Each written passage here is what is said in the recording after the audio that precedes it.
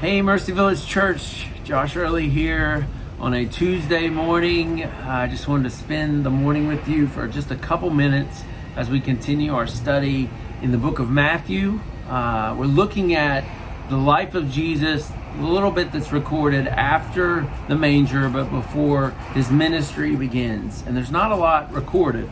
Last week we saw that the wise men were in Bethlehem looking for the Messiah. They had followed the star. And so today we're going to read just a few verses in chapter 2, verse 13 through 15.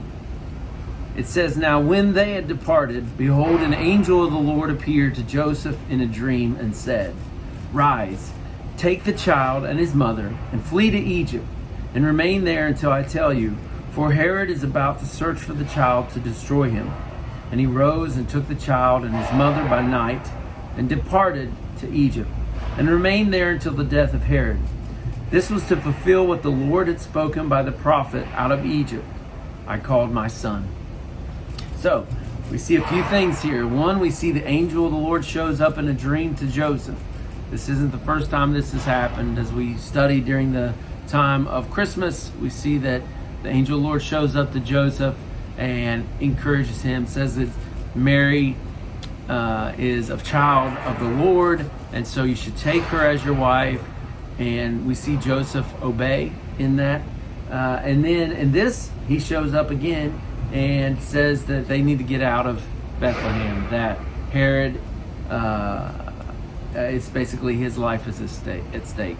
And so we see that in a dream. One of the interesting things that as I'm looking in the study Bible here, Egypt, it says, is approximately 90 miles from Bethlehem. And they know that Jesus would be safe and his family would be safe from Herod in Egypt because that was beyond the reach of his rule. We also see the Old Testament prophecies are being fulfilled in Jesus, the Messiah. And there's many of those. We see this one specifically because it talks about the fulfillment of this prophecy, "Out of Egypt I called my son." And so if we look back at Hosea chapter 2 verse 15, it says, "And there I will give her vineyards, and make the valley of Achor a door of hope. And there she shall answer as in the days of her youth, as at the time when she came out of the land of Egypt."